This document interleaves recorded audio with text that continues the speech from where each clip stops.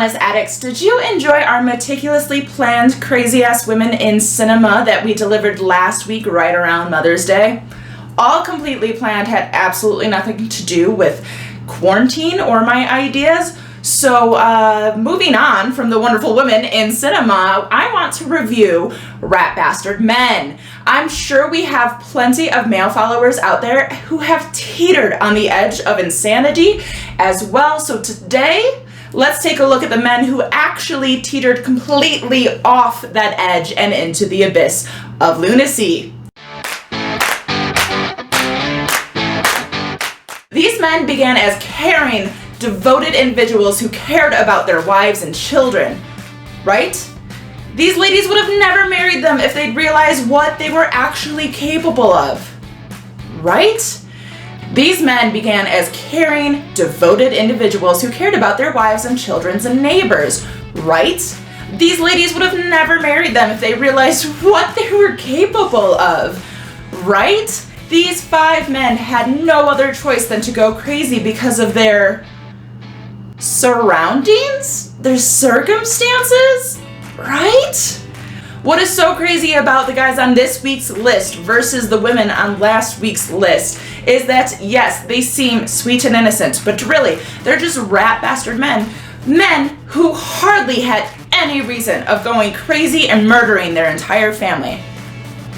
Weird how men don't need a reason to get a little happy with a knife or axe, but a woman, now we need reasons to get emotional and murder people. It's interesting. Oh well, it's not like men carry all of the political power of the world or anything.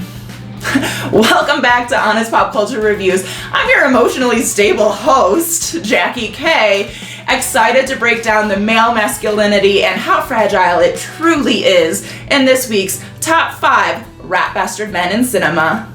Number 5, Jerry Blake / David Harris, Stepfather. Alright, we got kind of a threefer here for our number 5 spot today. By far the most primal example of our list, but not the best film, is The Stepfather. Technically, there are 3 films and 1 remake, and of course, the 1987 original with Terry O'Quinn as Jerry Blake is by far the more superior film. But I would be remiss if I didn't mention the 2009 remake with Penn Badgley as the son, because he is so incredibly handsome. I have a big old crush on Penn Badgley. So, The Stepfather is a mostly quintessential 1980s film. You have a shower scene, some sexy above the sheet sex scenes, which is a tongue twister, let me tell you, and some classic kill shots. But you have to go into it with your glass already half full. The 2009 remake is, I think, PG-13, but does get ruthless a lot faster. Jerry moves from Americana Town to Americana Town in the next state, preying on widowed or divorced women with children, looking to carve out his own perfect slice of family. But the minute something goes wrong, anybody questions anything about his past, starts to dig a little deeper into who Jerry Blake really is, he crafts an exit plan, which includes murdering the whole family except for the dog. But what makes Jerry / David truly terrifying is that he's loosely based on a true story. In 1971, John List murdered his wife of 20 years, his own mother, and then proceeded to wait until his 3 children got home and took them out like week-old garbage.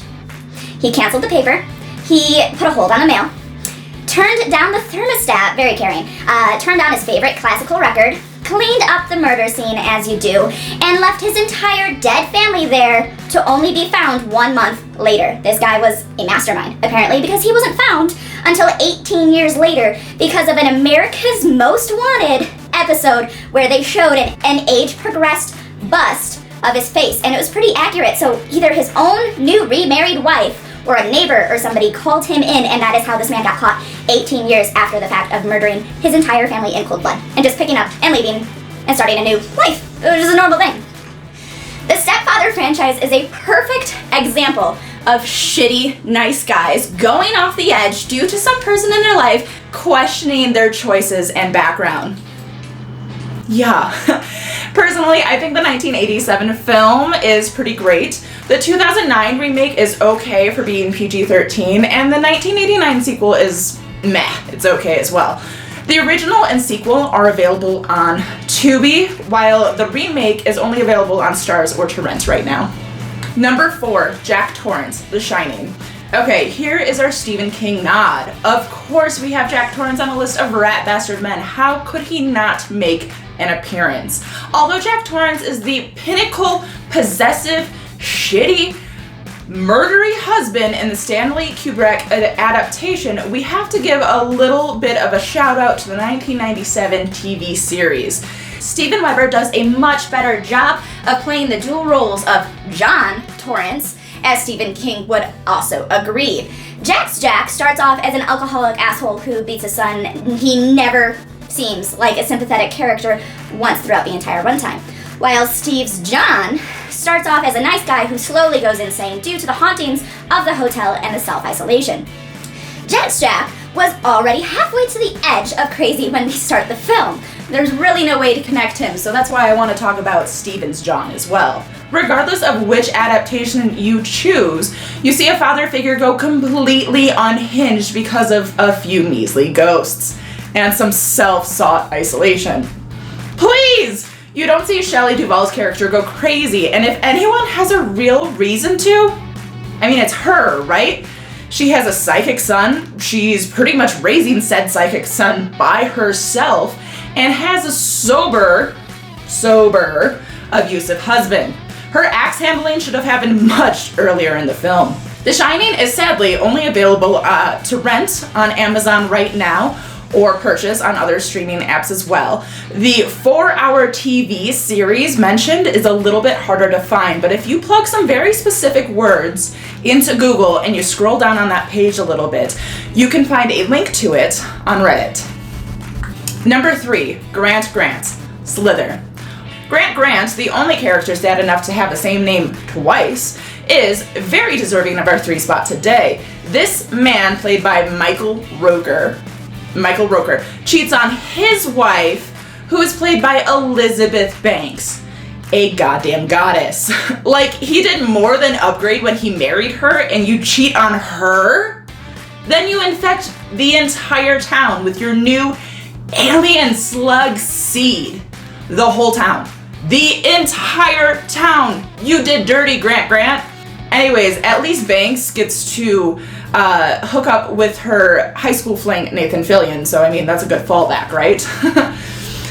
Grant doesn't intend to turn the entire town into alien slugs. Like, that wasn't what he set out to do that night when he was cheating on his wife. But eventually, instead of killing his infected self for the betterment of society, he spews his sperm all over the place to create a new species, which is like super duper selfish in my own personal opinion. You have seen countless women self-sacrifice themselves when impregnated by alien dick. You couldn't do the same, Grant?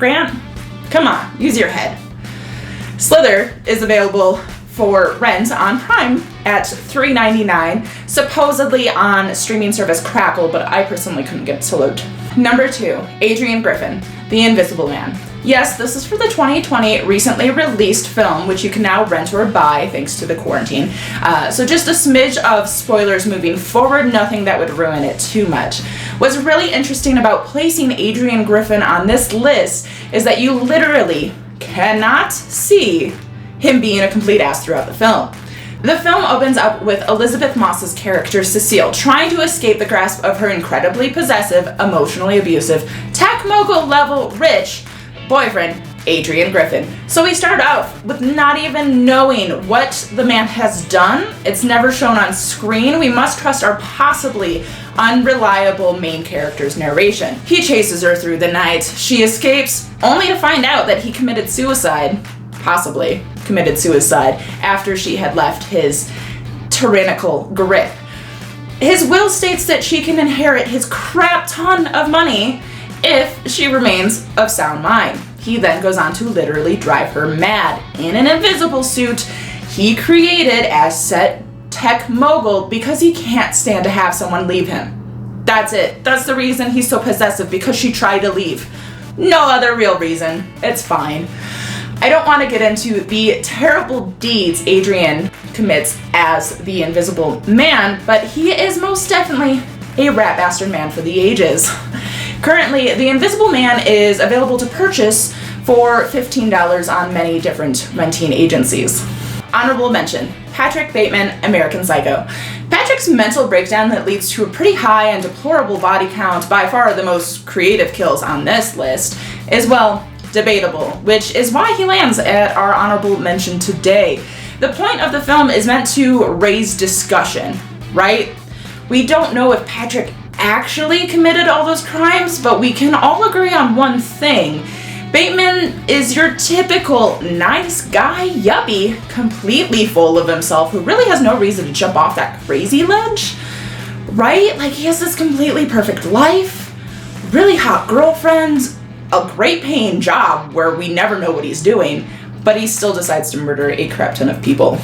What a tool. American Psycho is currently on Starz or available to rent on Amazon. Number 1, Norman Bates, Psycho. Should Norman Bates be on this list even though he's never been a husband or a father? Yes, because this poor mama's boy, what reason did he even have to get pushed over the edge and start murdering his guests in the 1960 Hitchcock classic? A very different story unfolds from Bates Motel, which I also find very satisfying, but let's talk about the film, shall we? Norman Bates is the original nice guy, quotes, nice guy. I think that today's nice guy facade is actually probably inspired by him. He seems so sweet, so innocent, but it turns out he had a hell of a weird relationship with his mother, both living and dead, which leads to him having a very disturbing mental breakdown, which then leads to a piling body count. Although it's been discussed that Norman Bates isn't actually a psychopath, but more psychotic, a very important differential descriptors there, he still begins murdering people for the mere fact that his mother doesn't like them. You know, he and Mrs. Voorhees would probably get along really well because they kind of work on that same no sex, no trespassing rule. So, like, in another world, maybe Mrs. Voorhees would have married a man named Bates and they would have had a son named Norman, and they could have gone on this giant big killing spree. What an interesting concept, I like it. Another true story trivia fact for you all. Norman Bates is loosely based on the cannibalistic serial killer Ed Gein. Loosely. The original Psycho is currently streaming on DirecTV, Starz, and for rent on Amazon. Bates Motel, which you can skip all of season 4 on, trust me on that, is available on Netflix and still pretty good as a whole. If you just want to watch the Psycho season of Bates Motel, where he's going through the motions of Alfred Hitchcock's classic film, that's just season 5 for you all. There is the end of our list today, Honest Addicts. I personally think we should also visit the top 5 rat bastard men in television, because, like I said, I'm a very big Penn Badgley fan, and his portrayal of Joe Goldberg in Netflix's You would get him easily in that number 1 spot. I mean, he's brilliant. And then Dexter, does Dexter go on there? What are the complications that go with that? Because he murders, but like for good. What about our list today? Did you guys enjoy it? Did I miss anyone that should have been on there? What about blatant dumbasses? Like men who didn't have the intention to murder or kill, but ended up doing so. I honestly think John Hammond would be a big ol' number 1 on that list right there. I'd love to hear about your thoughts about it. Please comment them below. Be sure to tune in next week when we review the top 5 shithead children in cinema to complete our little quarantine trifecta that we crafted here. Are there any topics I missed for this quarantine series? Let me know down below. Thank you for watching today's video. I'm sure this will be some great film suggestions when Father's Day rolls around in another month. Please like, share, subscribe, and comment. I love seeing our audience grow and adore it when you share my content to your own friends. I hear some of you have even watched my bloopers here at the end, so bless you for making it that far in my video. I hope you guys have a great rest of your day. Let's hope we all get back to work and continue to make the world a better place. This has been Honest Pop Culture Reviews. I've been your patriarchal breaker of a host, Jackie K.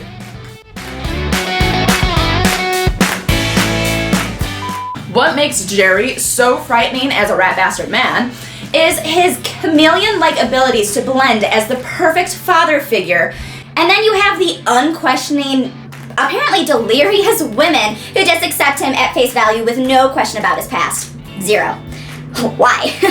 I suppose the women were poorly written in this franchise, aside from the daughter of the original, who does actually question him, but nobody believes her because she's just a teenage rebellion and nobody wants to listen to the whiny 15, 16-year-old. So sadly, it's the adult women who have zero common sense.